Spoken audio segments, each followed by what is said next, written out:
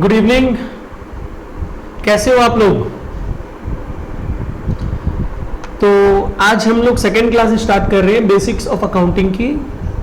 तो आप लोगों ने फर्स्ट क्लास प्रॉपरली देख ली है। अगर उसमें कोई डाउट हो तो अगेन मैं फिर से रिपीट कर रहा हूँ, आप लोग मुझे व्हाट्सएप पे कॉल करके या मैसेज करके डिस्कस कर सकते हो। और आज के क्लास को भी प्रॉपरली डेडिकेटेडली देखिएगा। अगर कोई भी डाउट लगता है तो प्लीज प्लीज प्लीज आप लोग मुझे व्हाट्सएप या पे मैसेज करके या कॉल करके डिस्कस कर सकते हैं। ठीक है, चलिए आज स्टार्ट करते हैं। आज की क्लास में स्टार्ट करने के पहले मैं एक बार कुछ फर्दर बेसिकली जो लास्ट क्लास डिस्कस कर चुके हैं उनको एक बार डिस्कस करना चाह रहा हूँ। तो देखिए, बेसिकली कुछ बच्चों की क्वेरी थी कि ये बेसिस ऑफ अकाउंटिंग सर थोड़ा सा क्लियर कर दीजिए। चलिए एक बार उसको थोड़ा सा समझते हैं। देखिए, बेसिस ऑफ अकाउंटिंग क्या होते हैं कि आप किस बेसिस पे ट्रांजैक्शंस को बुक्स में रिकॉर्ड करोगे, राइट। तो अब जैसे बेसिकली हमारे पास there are 3 basis of accounting, right. तो फर्स्ट बेसिस क्या था? Cash basis, second basis accrual basis, third basis hybrid basis. चलिए हाइब्रिड बेसिस के बारे में हमें डिस्कशन ही नहीं करनी है, लेकिन अगर मैं आपसे क्वेश्चन पूछता हूं what are the basis of accounting, तो you must answer there are 3 basis of accounting, cash basis, accrual basis and hybrid basis. Okay, ठीक है। तो now question comes to cash basis of accounting क्या होती है। देखिए, हम अकाउंटिंग क्यों कर रहे हैं, लास्ट क्लास देख के आपको समझ में आया होगा। अकाउंटिंग बेसिकली हम लोग जो कुछ बिजनेस करते हैं, कुछ अर्न करने के लिए कुछ एक्टिविटीज करते हैं, तो उस एक्टिविटीज से क्या अर्निंग हुई या क्या नुकसान हो गया ये जानने के लिए हम लोग अकाउंटिंग करते हैं। तो उस समय हम क्या करते हैं, हम जो खर्च करते हैं उसको भी कंसीडर करते हैं, और हम जो हम अर्न करते हैं इनकम जो होती है उसको भी कंसीडर करते हैं। लाइक सपोज कर लो मैंने एक प्रोडक्ट 20 रुपया में खरीदा, मेरा खर्चा है। मैंने उस प्रोडक्ट को 40 रुपया में मैंने उस प्रोडक्ट को 50 रुपया में बेच दिया। 30 रुपया में खरीद के 50 रुपया में बेच दिया, तो 50 रुपया मेरे लिए रेवेन्यू है। रेवेन्यू मीन्स इनकम है। तो 50 रुपया मेरे पास आया, 20 रुपया मेरा खर्चा था उसके ऊपर, तो मेरे पॉकेट में कितना बच गया? 30 रुपया। This amount is basically known as profit. ठीक है ना, समझ में आ रहा है ये चीज। तो अकाउंट्स इसीलिए किया जाता है, ये प्रॉफिट हुआ है क्या ये देखने के लिए। तो कैश बेसिस ऑफ अकाउंटिंग का मतलब क्या होता है, जब आप इनकम या एक्सपेंडिचर कंसीडर कर रहे हो तो ओनली एंड ओनली वही इनकम या एक्सपेंडिचर्स कंसीडर करना जो कैश में इनकर हुई हो। लाइक सपोज कर लो आपको किसी को सैलरी पे करना है, आपने उसे सैलरी नहीं पे की, इसका मतलब क्या हुआ, कैश में पेमेंट नहीं हुआ ना, तो आप उस एक्सपेंडिचर को कंसीडर नहीं कर सकते हो। कैश बेसिस ऑफ अकाउंटिंग यही बोलता है। ठीक है, आपको सपोज कर लो इंटरेस्ट मिलना था, आपको इंटरेस्ट मिला नहीं, अर्न हो गया, आपने कमा लिया, लेकिन वो बंदा जिससे आपको लेना है वो अभी दिया नहीं है आपको, तो इन सच अ सर्कमस्टांसेस आप उस इंटरेस्ट को अगर कैश बेसिस ऑफ अकाउंटिंग कर रहे हो तो नहीं कंसीडर कर सकते हो। Because cash basis of accounting में ध्यान रखिएगा वही इनकम एंड एक्सपेंडिचर कंसीडर करनी है जो आपने एक्चुअली में रिसीव कर ली है। ठीक है, चलिए अब मूव करते हैं। एक्रूअल बेसिस ऑफ अकाउंटिंग क्या होती है? Accrual basis of accounting says कि आप इनकम एंड एक्सपेंडिचर कंसीडर करो अगर जिस पीरियड का आप अकाउंटिंग कर रहे हो वो उस पीरियड से रिलेट करता है, तो उस इनकम एंड एक्सपेंडिचर को आपको कंसीडर करना है। ठीक है, लाइक फॉर एग्जाम्पल में जाते हैं। सपोज कर लो मैंने उस बंदे को सैलरी जिसको देनी थी, मैंने उसको सैलरी दे दी 50 रुपया। कैश बेसिस भी 50 रुपया को कंसीडर करेगा एंड एक्रूअल बेसिस भी कंसीडर करेगा। ठीक है, और मेरे को इंटरेस्ट इनकम मिलना था 100 रुपया, इसमें 20 रुपया मिला नहीं है, 80 रुपया मिला है, तो कैश बेसिस ऑफ अकाउंटिंग सिर्फ 80 रुपया कंसीडर करता क्योंकि मिला तो 80 रुपया है। लेकिन accrual basis of accounting says कि भाई एक्चुअली में आपने कमाया कितना है, 80 रुपया की 100 रुपया, बट ऑब्वियस बात है 100 रुपया कमाया है, तो एक्रूअल बेसिस सेज कि पूरा 100 रुपया कंसीडर करो और जो खर्चा है उसको डिडक्ट करो, you will get the profit. Clear है? कैश बेसिस में सिर्फ कैश आइटम्स लेंगे जो एक्चुअल में कैश में इंकर हो रहे हैं, और एक्रूअल बेसिस से उस पीरियड से रिलेटेड जो भी आइटम्स है सारे कंसीडर करने हैं, वेदर उसको आपने कैश में रिसीव किया है या पे किया है मैटर ही नहीं करता है। अगर वो उस पीरियड से रिलेट करता है तो यू हैव टू कंसीडर। ठीक है, ओके। आज के क्लास में हम लोग कुछ ये पार्ट डिस्कस करने जा रहे हैं। सपोज कर लो हम लोग बात करते हैं कि एक बिजनेस ऑर्गेनाइजेशन है,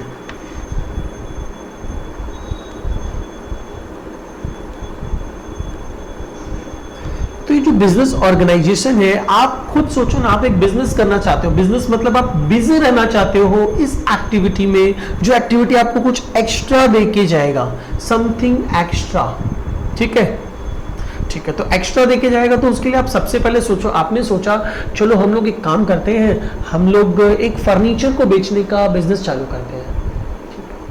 तो आपने सबसे पहले तो एक छोटी सी जगह ली, रेंट पे ली, तो रेंट आपका एक एक्सपेंडिचर हो जाएगा, ठीक है। अब उस जगह पे आपने क्या किया, एक छोटी सी अलमीरा लाके लगाई और एक छोटा सा टेबल चेयर लाके लगाया। तो ये आपके लिए क्या है, ये बहुत सालों तक चलेगा ना, तो ये एसेट है आपका। तो ये एसेट लिंक कौन सा एसेट है, हमने अकाउंटिंग पीरियड का मतलब हमने क्या समझा था, अकाउंटिंग पीरियड का मतलब होता है कि बेसिकली 12 मंथ्स का पीरियड, जिस 12 मंथ्स के पीरियड में हम अपना profit and loss find out करते हैं।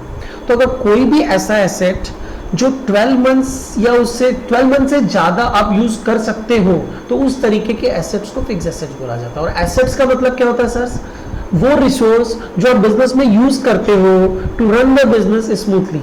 क्योंकि आप जब जगह लिए तो वहां पे जमीन पे बैठ के तो आप बिजनेस नहीं करोगे ना, तो आपने एक फर्नीचर लगा लिया, टेबल चेयर लगा ली, आपने एक अलमीरा लगा लिया, तो basically these are assets, right, ठीक है। अब एसेट्स में क्या होता है कि ये तो पार्ट हुआ अपना फिक्स एसेट्स का, बिकॉज ये एसेट्स तुरंत 2 दिन में 4 दिन में खत्म नहीं होने वाले हैं।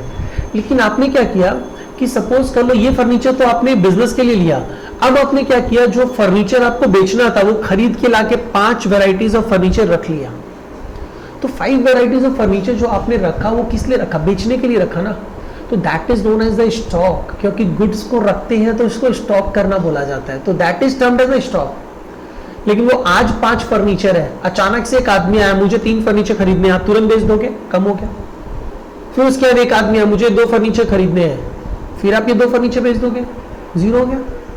फिर आप नया फर्नीचर खरीद के लाओगे, फिर बेचोगे, फिर खरीदोगे, फिर बेचोगे, चलता रहेगा प्रोसेस। इसका मतलब वो भी लेकिन आपका एसेट्स है, क्योंकि वो भी रिसोर्स है जिससे आप कमाई करोगे, अर्निंग करोगे। लेकिन वो ऐसा रिसोर्स है जो तुरंत तुरंत चेंज होता रहेगा, तो that resource is also termed as assets but not fixed assets. उसको हम क्या बोलेंगे, करंट एसेट्स। तो देखो बिजनेस से रिलेटेड क्या क्या पार्ट हो सकते हैं। बिजनेस से रिलेटेड पार्ट एक आता है, हमारे पास एसेट्स होंगे, सही है। एसेट्स के साथ साथ और क्या होगा, हम एसेट्स लाएंगे कहां से, हम अपना पैसा लगाएंगे, ओनर्स कंट्रीब्यूशन,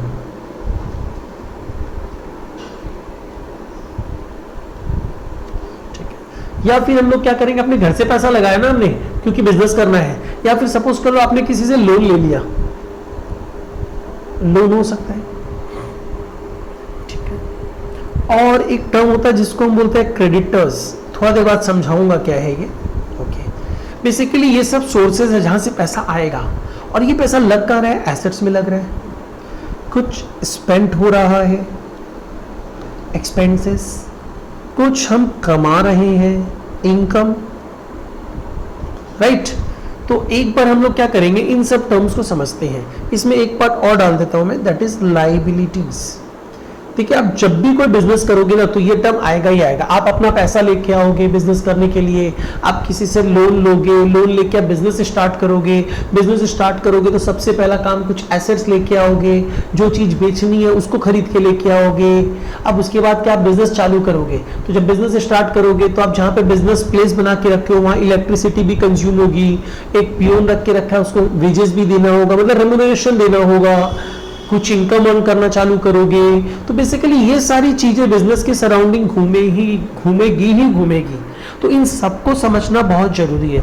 ओनर्स कंट्रीब्यूशन मतलब ओनर जो अपना पैसा बिजनेस में इन्वेस्ट करता है उसे बोला जाता है capital. It is termed as capital. और ये बेसिकली हुआ क्या, ओनर्स कंट्रीब्यूशन मतलब amount contributed bye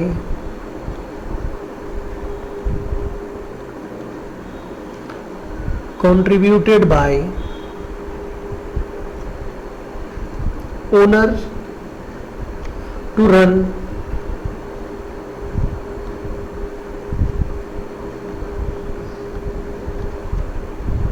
and start business. Business को चलाने और उसको स्टार्ट करने के लिए जो पैसा ओनर लगाता है उसे क्या बोला जाता है? उसे बोला जाता है कैपिटल। ध्यान रखिएगा, इसे कैपिटल बोला जाता है। Okay, and sir what is loan? Loan का मतलब क्या होता है? देखिए समझिएगा, लोन का मतलब क्या हुआ? Amount taken from others. Like others कौन हो सकते हैं? Like friends, relatives, bank. Bank का मतलब पता है ना? ओके, क्यों? Amount taken from others like friends, relative, banks etcetera.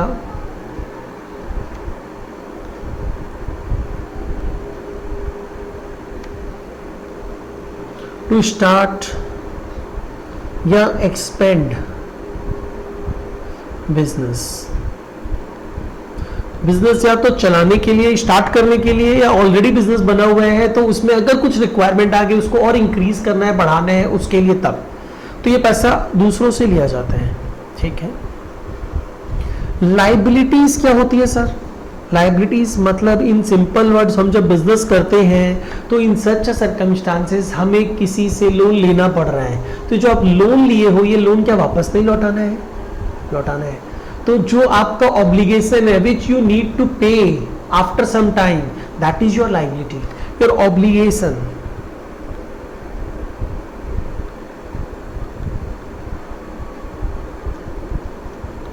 To pay, that is liability.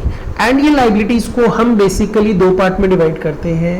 एक लाइबिलिटी होती है long term liability,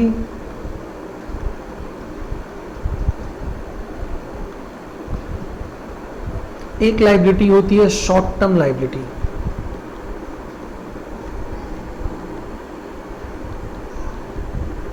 short term liability can also be termed as current liability.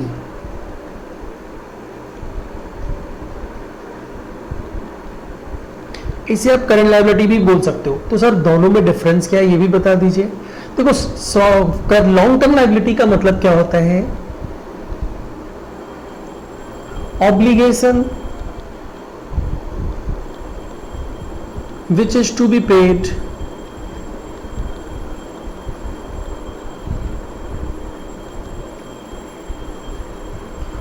after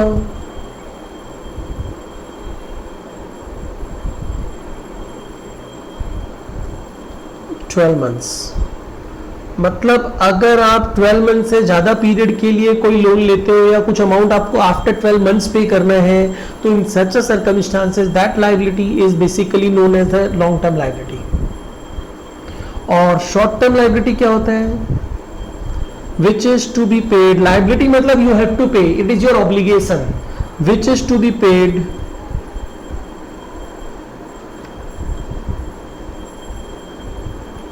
within 12 months। ठीक है। इसमें इसी में एक term आता है जिसको अपने क्रेडिटर्स बोलते हैं, लाइक क्रेडिटर्स। तो क्रेडिटर्स का मतलब क्या होता है सर? देखो सबसे पहले हम लोग को यह भी समझना होगा गुड्स का मतलब क्या होता है। GOODS, goods. गुड्स का मतलब होता है कि वो आइटम जिसमें हम डील करते हैं। लाइक सपोज कर लो आप एक स्टेशनरी शॉप में जाते हो, तो वो बेसिकली क्या दे रहा है आपको? आप बुक्स ले रहे हो, उससे कॉपीज ले रहे हो, पेन ले रहे हो, पेंसिल ले रहे हो एटसेट्रा। तो वो बंदा उन सब आइटम्स में डील कर रहा है ना, तो वो उसके लिए गुड्स है। ठीक है, ओके। तो अगर आप किसी से गुड्स खरीदते हो एंड पेमेंट बाद में देने की बात करते हो, तो जिस पर्सन से आप गुड्स खरीद रहे हो उस पर्सन को आप क्या बोलोगे? क्रेडिटर्स। ठीक है।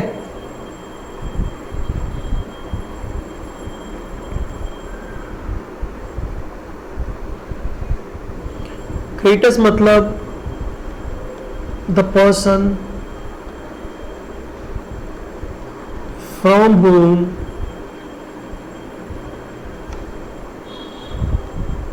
we have purchased goods on credit, हमने गुड्स क्रेडिट में खरीदा है। एंड ऑब्वियस सा बात है, जब आप क्रेडिट में गुड्स खरीदोगे ना तो उसका पेमेंट आपको with in very short term, मतलब 3 से 4 महीने के अंदर मैक्सिमम करना रहेगा, यानी विद इन 12 मंथ्स करना रहेगा। यू नीड टू पे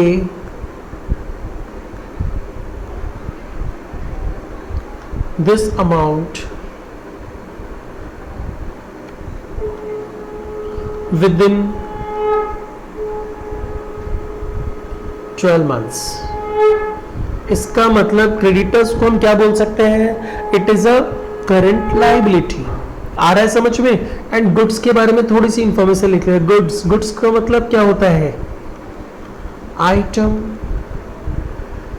इन विच our business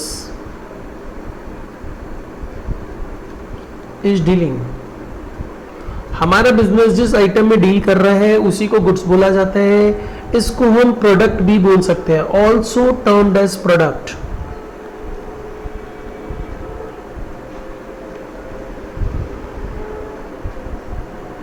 इसे आप प्रोडक्ट भी बोल सकते हो। क्लियर है, कोई doubt? Okay, now we are moving towards कि चलो क्रेडिटर्स आपको समझ में आ गया। क्रेडिटर्स मतलब वो पर्सन जिससे आप गुड्स क्रेडिट में खरीदते हो, और इन सच सर्कमस्टांसेस आप अगर उधार में खरीदे हो तो इन सच सर्कमस्टांसेस आपको पे तो करना है। आप वो payment with in a maximum period of 12 months में करने वाले हो, जो जनरली 2 से 3 महीने का पीरियड होता है। तो in such circumstances that person is known as the creditor. Okay, चलिए क्रेडिटर समझ में आ गया। Now we are moving towards sir assets क्या होता है, एक्सपेंसेस क्या होते हैं, इनकम क्या होते हैं, etcetera.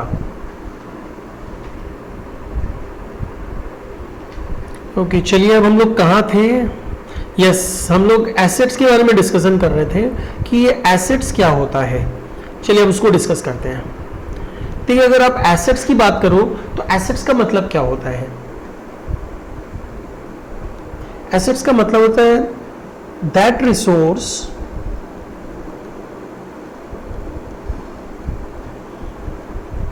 Which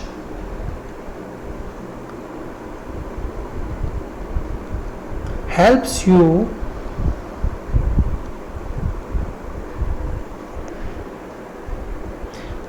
in running the business, helps you to run the business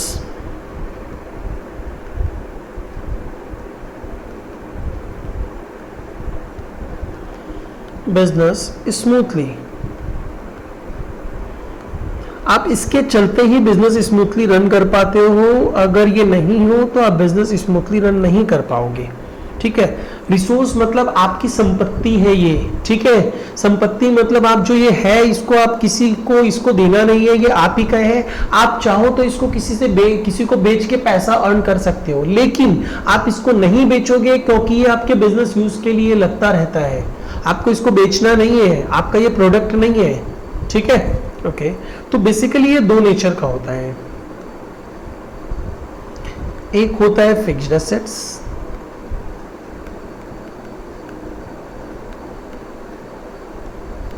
एक होता है current assets.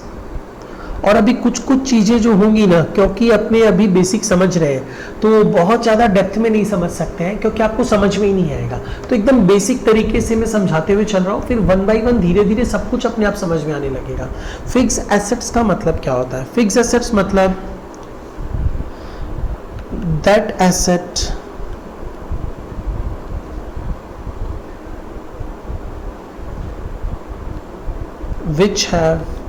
which has life of more than 12 months। मतलब ऐसा एसेट जो आपके पास 12 महीने से ज़्यादा एटलीस्ट रहेगा ही रहेगा। तो such kind of asset is basically known as fix assets. Okay, तो सर करंट एसेट्स किसको बोलते हैं, जिसकी life of such asset is less than 12 months। अब तुम लोग बोलोगे सर एग्जाम्पल दे दीजिए। एकदम ले लो। इसमें एग्जाम्पल में आता है स्टॉक। स्टॉक मतलब उस गुड्स को हम लोगों ने रख के रखा है जिसमें हम डील करते हैं, तो उसको तो चेंज करना ही है, वो तो विद इन 12 मंथ चेंज होगा ही होगा, तो that is basically known as current assets. और एक होता है जिसको अपने बोलते हैं डेटर्स। तो तुम लोग बोलेगे सर डेटर्स किसको बोलते हैं? डेटर्स का मतलब क्या होता है? डेटर्स मतलब अगर हम लोग गुड्स किसी को बेचते हैं, खरीद रहे हैं तो बेचेंगे भी, तो अगर आप गुड्स किसी को बेचते हो और गुड्स आप जब बेचते हो तो कैश में बेचते हो तो उसको बोला जाता है कैश सेल्स। और जब के बेचते हो लेकिन पैसा नहीं देते हो, बाद में देगा वो, 1 महीने बाद पैसा देने वाला है, तो in such a circumstances that thing is known as the credit sales. And the one जिसको आपने गुड्स क्रेडिट में बेचा है उसको आप क्या बोलोगे? उसी को डेटर बोला जाता है। मतलब बेसिकली डेटर किसको बोला जाता है? One two whom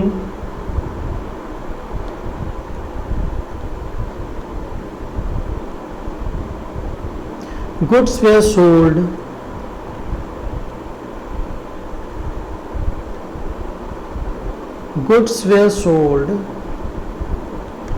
on credit। आ रहा है समझ में? One two whom goods were sold on credit, जिसको गुड्स हम क्रेडिट में बेचते हैं उस बंदे को क्या बोला जाता है? डेटर्स बोला जाता है। और सर फिक्स एसेट्स के लिए भी कुछ एग्जांपल दे दीजिए। यस ले लो। फिक्स एसेट्स में यू कैन से फर्नीचर। अब लाइक एक काम करो ना, एक बार आप मोबाइल को ही देख लो। चलो मोबाइल तो आप लोग बहुत जल्दी जल्दी चेंज करते रहते हो। सपोज कर लो आपके घर में एक टीवी सेट है, एलईडी टीवी लगा हुआ है। वो कब से लगा हुआ है? 12 महीने से ज्यादा होगा। तो उसको क्या बोलोगे आप? करंट एसेट्स की fix asset? That is your asset and fix assets. Clear है ये चीज? फर्नीचर, बिल्डिंग, आप जिस घर में रहते हो वो घर क्या आप डेली चेंज कर रहे हो? नहीं, बहुत सालों से रह रहे हो। That is your fix assets. तो ये सब चीज समझ में आ रहा है? ओके। अब अपने पास क्वेश्चन आता है एक्सपेंडिचर। एक्सपेंडिचर का मतलब क्या होता है? अमाउंट स्पेंट, जो हमने खर्च किया। इनकम का मतलब क्या होता है? अमाउंट अर्न्ड, वो अमाउंट जो हमने कमाया, that is known as the income. ठीक है। आज के क्लास में कुछ बेसिक टर्म्स तो हम लोगों को इतना ही समझना है जो हमने समझ लिया।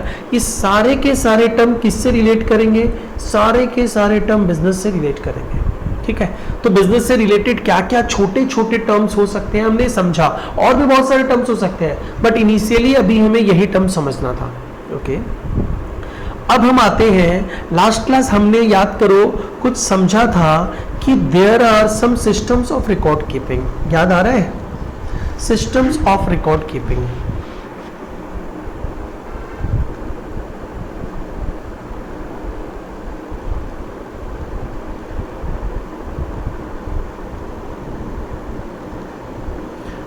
Systems of record keeping. तो वो सिस्टम्स ऑफ रिकॉर्ड कीपिंग याद है क्या क्या था? There are two systems of record keeping. One is the single entry system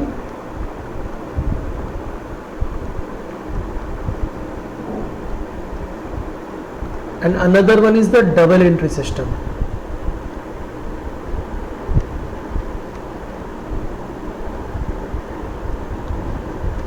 Okay. हमने समझा था सिंगल एंट्री सिस्टम तो बेसिकली बहुत ही सिंपल सा रफ वे ऑफ अकाउंटिंग होता है जो साइंटिफिक नहीं होता है। साइंटिफिक नहीं होता है का मतलब क्या होता है? चलो एक बार फिर से समझते हैं सिंगल एंट्री सिस्टम और डबल एंट्री सिस्टम क्या है। सपोज कर लो हमारा जो क्लासरूम है उसमें हमें क्या करना है ना, बहुत सारी बुक्स को रखनी है, बहुत सारी। तो एक लॉरी भर के बुक्स आई है हमारे पास, इसमें अकाउंट्स, लॉ, हिस्ट्री, ज्योग्राफी, अलग अलग बहुत सारी बुक्स हैं। और क्या किया गया, वो जो बंदा था वो आके सारे बुक्स को रख के चला गया और हम लोग दूसरे रूम में बैठे हुए हैं। तो मैंने क्या है, सपोज कर लो अदिति को बोला, अदिति तुम एक काम करो, जाओ क्लासरूम में, जिस रूम में बुक्स रखी है पूरा रूम बुक से भरा हुआ है, आप एक काम करो उसमें से अकाउंट्स की बुक लेके आओ जो डीके गोयल की है। अब अदिति एंट्री ली, देखते ही पहले तो वो डर गई, अरे पूरा बुक से तो रूम भरा हुआ है, कैसे ढूंढेंगे। अब वो ढूंढ ढूंढ के थक गई, 4 घंटा निकल गया लेकिन उसको बुक्स नहीं मिली, वो वापस आ गई। ठीक है, रीजन बुक्स पूरी की पूरी भरी हुई थी रूम में और ठीक से अरेंज नहीं की हुई थी, नहीं ढूंढ पाएगी। डबल एंट्री सिस्टम में क्या होता है, बुक्स को रखने के लिए पहले से रैक बना दिए गए थे, अकाउंट्स की बुक अकाउंट्स के रैक में, वहां पे ऊपर में अकाउंट्स लिख दिया गया। ठीक है, फिजिक्स की बुक फिजिक्स के रैक में, उसमें ऊपर में फिजिक्स लिखा हुआ था। अब मैंने क्या कहा, मैंने कहा कि भूमि एक काम करो, आप जाओ अकाउंट्स की बुक लेके आओ रूम से, डीके गोयल की। वो आई, देखी रैक में अकाउंट्स लिखा हुआ, उसको देखी, वहां पे आराम से दिख रहा था अकाउंट्स डीके गोयल, वो ले निकाली और लाके दे दी। तो दोनों सिस्टम तो बुक्स रखी गई थी रूम में, बट डिफरेंस क्या था, एक में एकदम सिस्टमेटिक वे में नहीं थी और दूसरे में बहुत सिस्टमेटिक वे में थी। तो सिस्टमेटिक और अनसिस्टमेटिक वे में बुक्स रखने से डिफरेंस क्या आया, सिस्टमेटिक वे में रखने से आप तुरंत इंफॉर्मेशन को गैदर कर लिए, बुक्स को निकाल लिए, और अनसिस्टमेटिक वे में क्या हुआ, आप नहीं फाइंड आउट कर पाए बुक्स को। तो this is the basic difference between the single entry system and double entry system. Single entry system में जब आप ट्रांजैक्शंस को बुक्स में रखते हो, लाइक आपने क्लासरूम में बुक्स को रखा, वैसे ही क्या होता है, बुक्स ऑफ अकाउंट्स होती है, जहां पे हम लोग क्या करते हैं, ट्रांजैक्शंस को लेके आते हैं बुक्स में। तो बेसिकली क्या हो रहा है कि अगर ट्रांजैक्शंस को ऐसे ही रख दोगे तो बहुत सारी प्रॉब्लम होने वाली है, और ट्रांजैक्शंस को सजा के सिस्टमेटिकली रखोगे तो प्रॉब्लम नहीं होने वाली है। तो ये डिफरेंस है single entry and double entry system में। राइट नाउ हम लोग सिंगल एंट्री सिस्टम को डिस्कस नहीं करने वाले हैं, we are going to discuss double entry system. तो डबल एंट्री सिस्टम एग्जैक्टली होता क्या है, system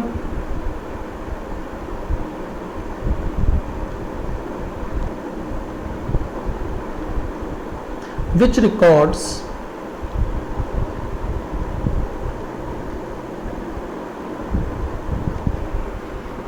transactions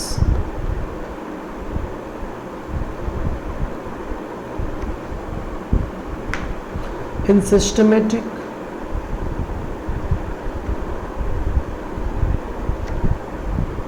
and scientific manner. अब तुम लोग बोलेगा सर साइंटिफिक मैनर क्या होता है और अनसाइंटिफिक मैनर क्या होता है। देखो science is relating to the rules, उसमें बहुत सारे रूल्स रहते हैं, वी हैव टू फॉलो। तो डबल एंट्री सिस्टम में रूल्स है which you need to follow, and single entry system में कोई स्पेसिफिक रूल नहीं है, तो इसीलिए वो अनसाइंटिफिक है। और ये डबल एंट्री सिस्टम क्यों साइंटिफिक है, क्योंकि इसमें कुछ रूल्स है which you need to follow. तो रूल्स आते ही वो साइंटिफिक हो गया। तो सिस्टमेटिक एंड साइंटिफिक मैनर में ट्रांजैक्शंस को रिकॉर्ड किया जाता है, और इसको डबल एंट्री सिस्टम क्यों बोला था, डबल क्यों बोला जाता है, system which records transactions in systematic and scientific manner considering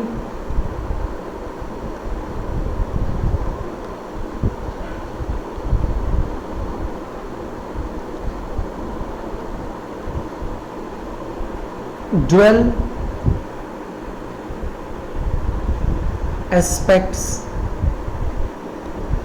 of transaction। अब तुम लोगों के दिमाग में आएगा ये ड्वेल एस्पेक्ट ऑफ ट्रांजैक्शन क्या होता है। देखो ड्वेल एस्पेक्ट का मतलब क्या होता है, like every coin has two sides, होता है ना।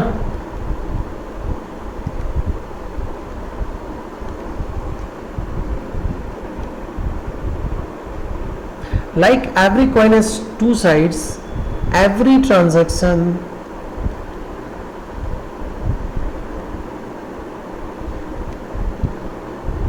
has two sides। तो वही दोनों साइड्स को अगर कंसीडर करते हुए हम बुक्स में इंफॉर्मेशन को रिकॉर्ड करते हैं तो that is double entry system. तो अपने जो क्वाइन के टू साइड्स होते हैं उसे क्या बोलते हैं, याद करो, आई थिंक सबको पता है, हेड एंड टेल। उसी तरह ट्रांजैक्शंस के जो दो साइड्स होते हैं उसे क्या बोला जाता है पता है, डेबिट जिसको हम एब्रीविएशन फॉर्म में डीआर बोल के दिखाते हैं, क्रेडिट जिसको हम एब्रीविएशन फॉर्म में सीआर लिख के दिखाते हैं। Every transaction has two sides, that is debit and credit. And इसी दोनों एस्पेक्ट्स को कंसीडर करते हुए डबल एंट्री सिस्टम में ट्रांजैक्शंस को रिकॉर्ड किया जाता है।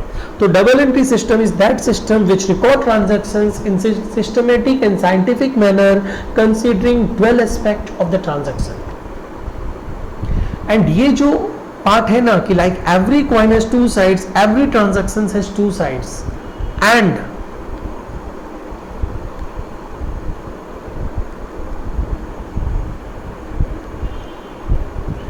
this is the core concept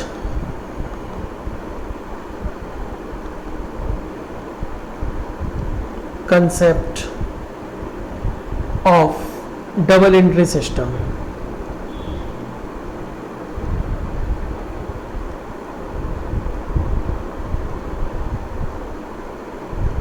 And this is the core concept of double entry system.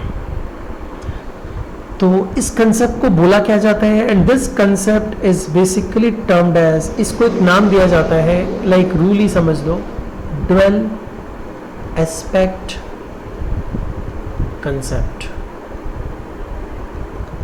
ठीक है, मतलब जैसे हर कॉइन के दो साइड्स होते हैं वैसे ही हर ट्रांजैक्शंस के दो साइड होते हैं, one is debit another one is credit.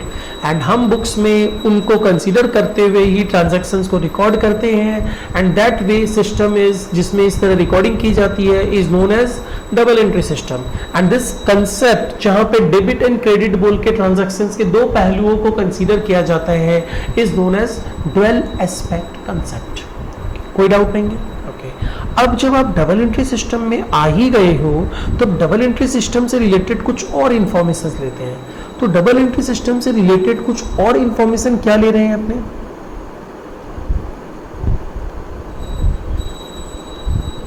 Accounting process under double entry system.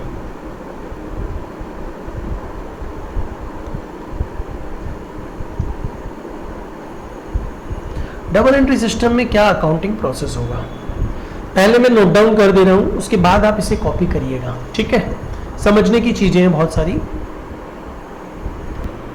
Okay, चलिए देखिए, अब यहां से समझना चालू करिए एंड लिखना चालू करिए। Accounting process under double entry system.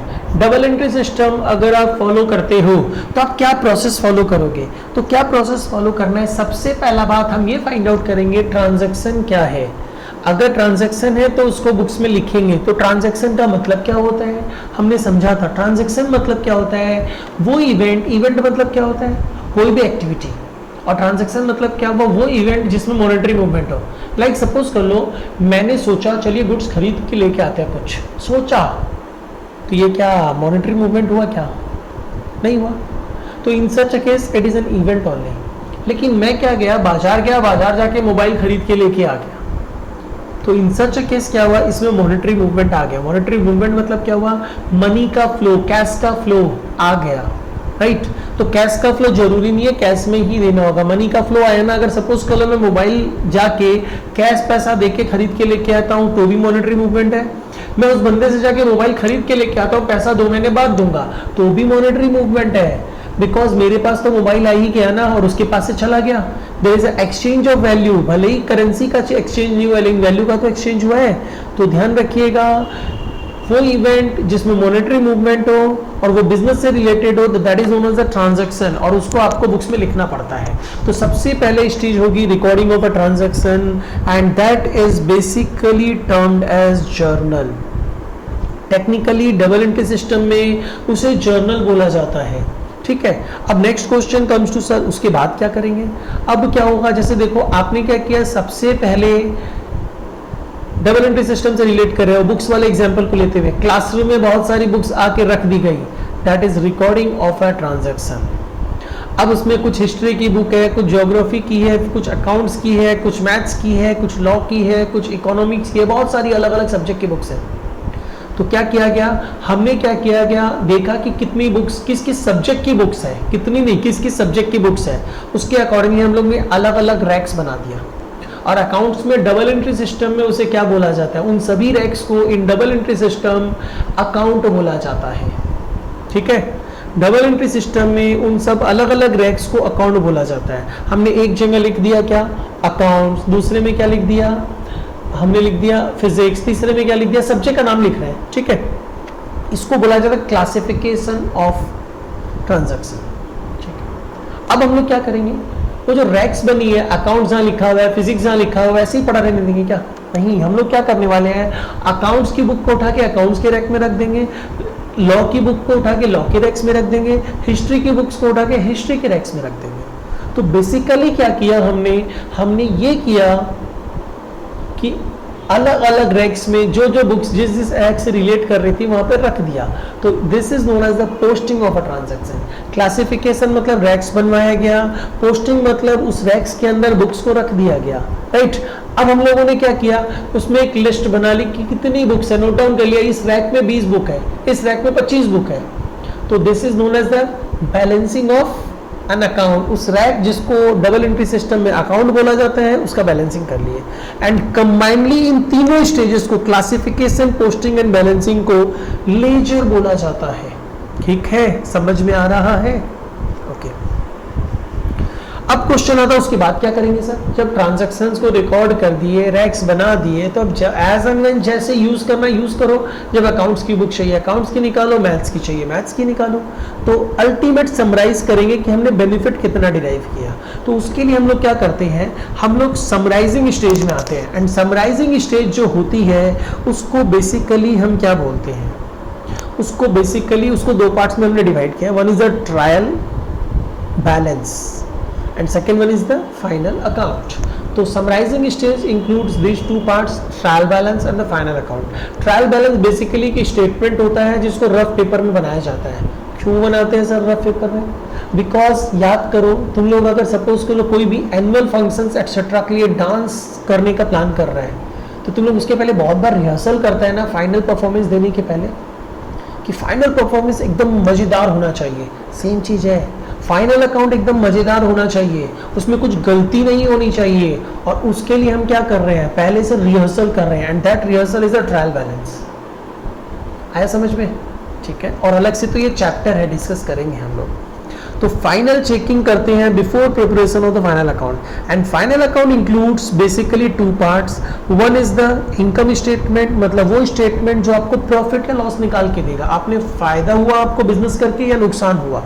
और साथ साथ आप बिजनेस करने के बाद एक पर्टिकुलर 12 मंथ्स के एंड के बाद आप कहाँ पे स्टैंड करते हो, आपके एसेट्स कितने, संपत्ति कितनी बन गई, पैसा कितना देना है लोगों को, इन सब का list, that is known as the position statement and commonly termed as a balance sheet. And that balance sheet is also a statement.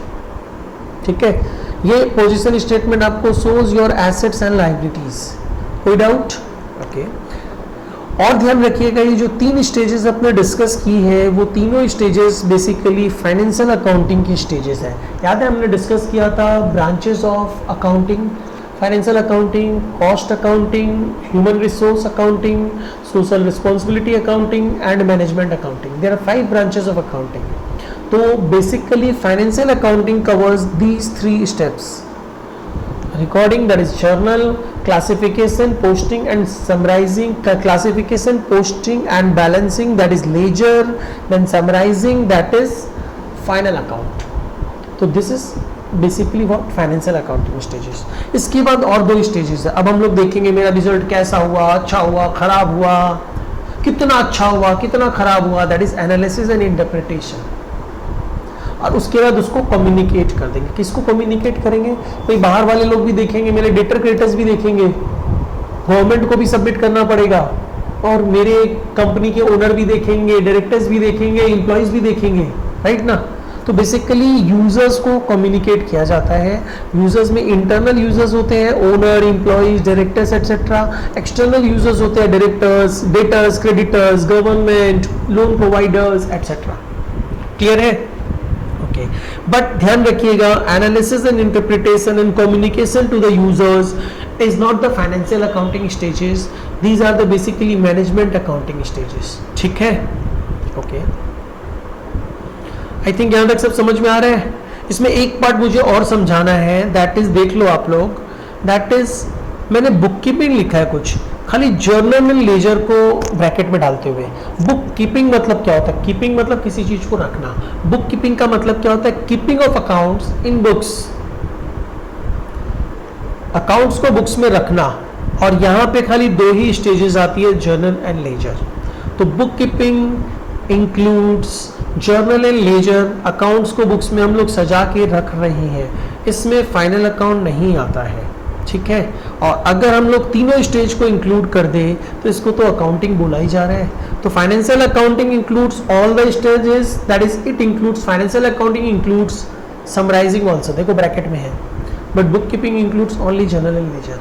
तो बुक कीपिंग और फाइनेंशियल अकाउंटिंग में ये सबसे बड़ा डिफरेंस होता है.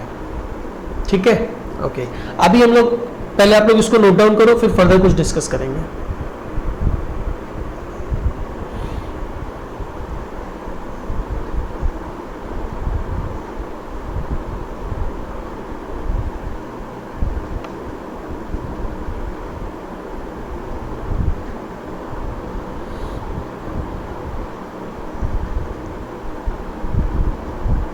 एग्जैक्टली इसी तरह लिखना.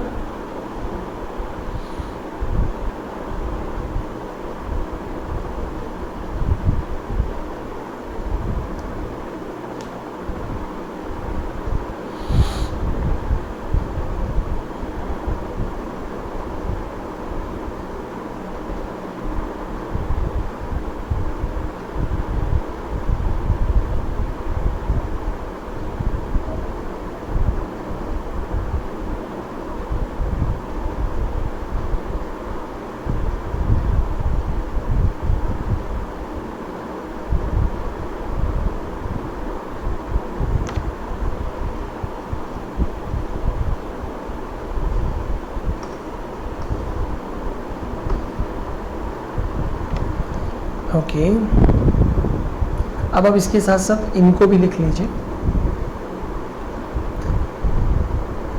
Recordings means journal, classification and posting and balancing of an account is laser.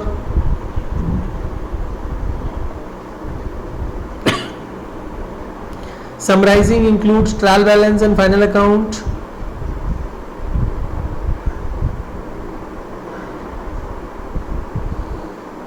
User includes two users.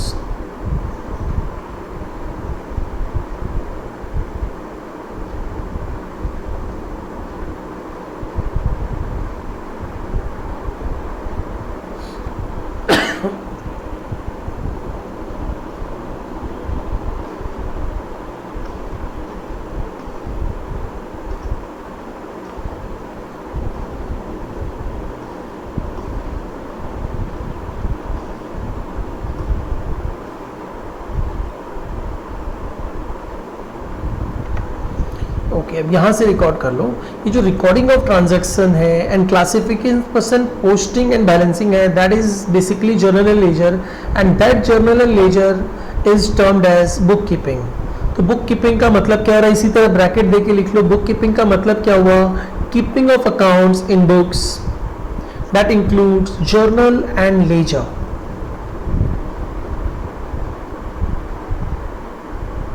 और ध्यान रखिएगा, it does not include finalisation of books of accounts, that is, ये अकाउंट्स लिखा है मैंने A/ अकाउंट्स को abbreviation form में ऐसे लिखा जाता है A/CS accounts, that is final account. और अकाउंट एब्रिविएशन फॉर्म में लिखा जा रहा है, ये अकाउंट को ही एब्रिविएट किया जा रहा है. ठीक है, एंड फाइनल अकाउंट के लिए या ट्रायल बैलेंस के लिए हमने क्या लिखा है देख लीजिए, वो भी लिख लीजिए.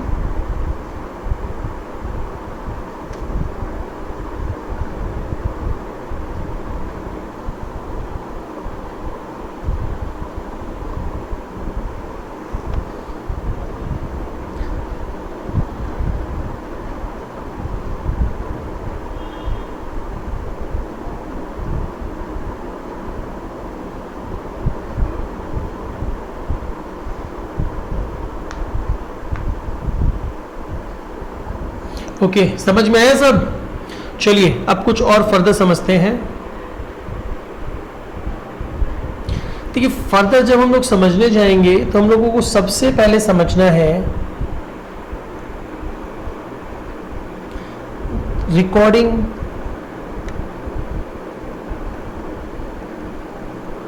Of a transaction. ट्रांजैक्शन को आप बुक्स में कैसे रिकॉर्ड करोगे? Recording of a transaction, transactions को बुक्स में रिकॉर्ड कैसे करना है? That is journal. तो देखो एक चीज ध्यान रखना,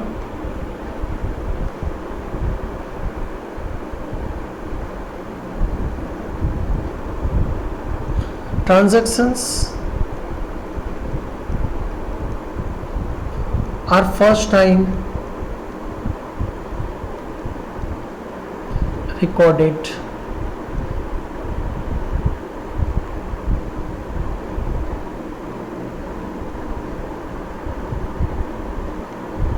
in the book termed as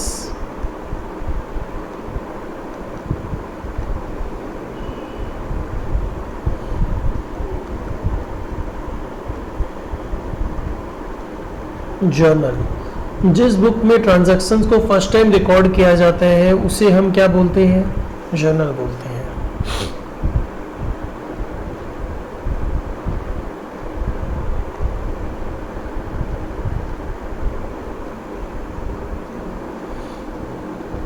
form of recording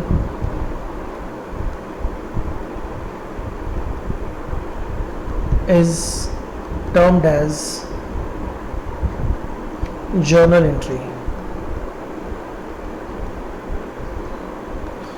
journal में एंट्री कर रहे हैं तो form of recording is known as a journal entry and the technique is known as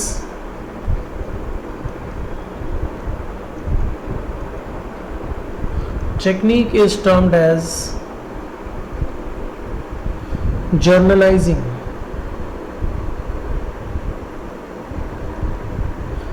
इसे जर्नलाइजिंग बोला जाता है। मतलब recording of transactions in the book journal is termed as journalising.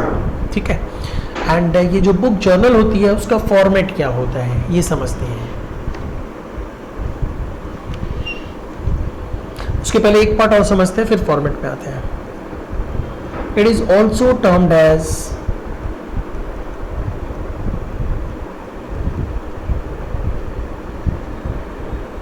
मतलब जो ये जर्नल है उसको और क्या क्या नामों से जाना जाता है? बुक्स ऑफ ओरिजिनल एंट्रीज, क्योंकि सबसे पहले इसी में बुक्स में रिकॉर्डिंग की जाती है तो इसीलिए इस बुक को बुक्स ऑफ ओरिजिनल एंट्री भी बोला जाता है। प्राइम बुक ऑफ एंट्रीज,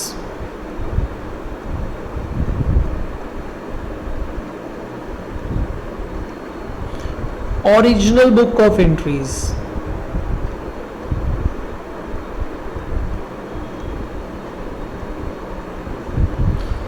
तो जर्नल ही है, जर्नल को ही इन तीन अलग अलग नामों से जाना जाता है।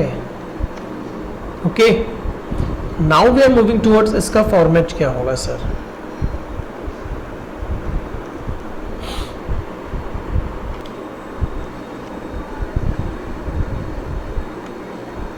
आप सबसे पहले ऊपर हेडिंग दोगे बुक्स ऑफ, किसके बुक में हो रहा है ये? सपोज करो मिस्टर रमेश, तो बुक्स ऑफ मिस्टर रमेश। ये है क्या? जर्नल। डेट, किस डेट पे हो रहा है? पर्टिकुलर्स। एक पार्ट होता है L/F एंड L/F का मतलब होता है लीजर,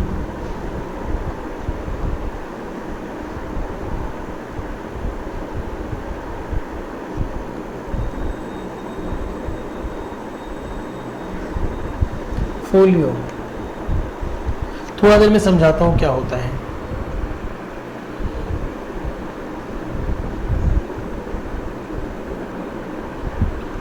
अमाउंट, तुम लोग बोले सर दो अमाउंट क्यों? याद है हमने कहा था कि हर ट्रांजैक्शंस के दो पहलू होंगे, एक डेबिट और क्रेडिट।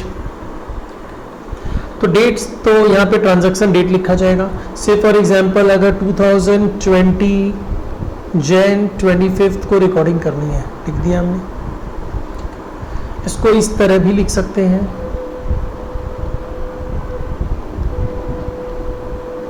Jan 2020।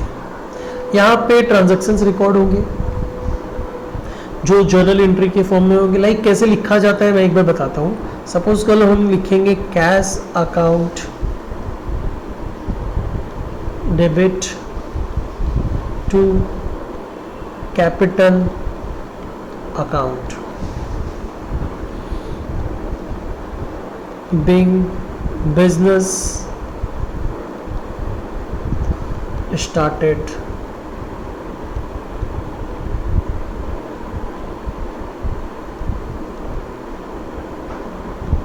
with cash।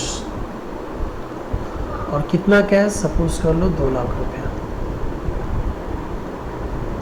ठीक है, तो बेसिकली देखो क्या है यहाँ पे समझना। यहाँ पे ये जो cash account debited to capital account हुआ, इसको हम बोलते हैं journal entry.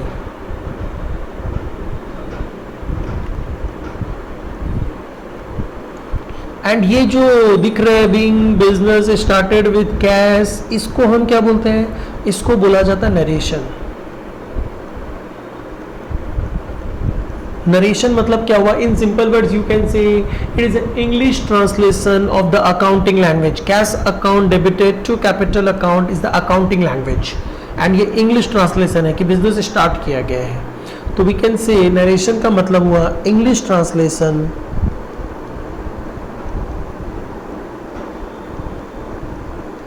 Of accounting language.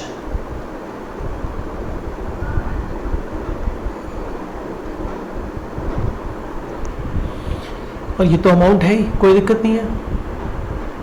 अब लेजर फोलियो का मतलब क्या होता है? देखो लेजर फोलियो का मतलब बेसिकली क्या होगा कि हम लोग जब ये जर्नल बोल के, सपोज करो एक बुक है आपके पास 5, सपोज करो 200 पेजेस की कॉपी है, उसमें पेज नंबर 50 पे आपने कुछ इंफॉर्मेशन लिखी, जर्नल है, उसको लेजर में रिकॉर्ड करोगे। लेजर भी 200 पेज की एक बुक है, उसके पेज नंबर 61 में वहां से वो पेज नंबर 50 की इंफॉर्मेशन, जर्नल के पेज नंबर 50 की इंफॉर्मेशन आपने क्या की? लेजर के पेज नंबर 61 में रिकॉर्ड की।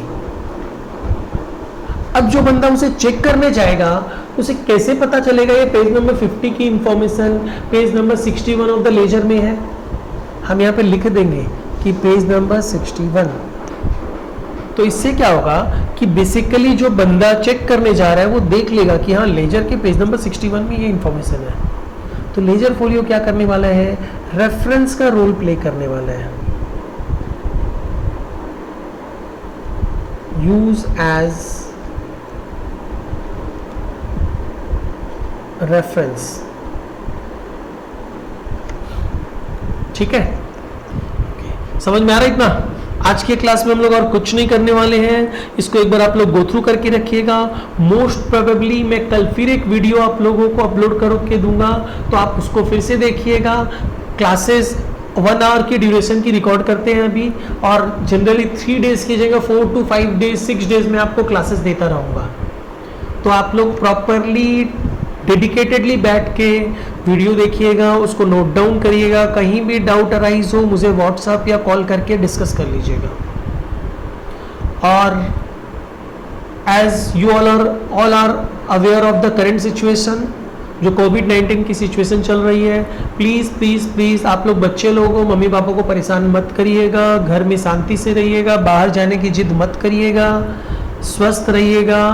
Stay home, be safe, take care. चलिए बाय बाय।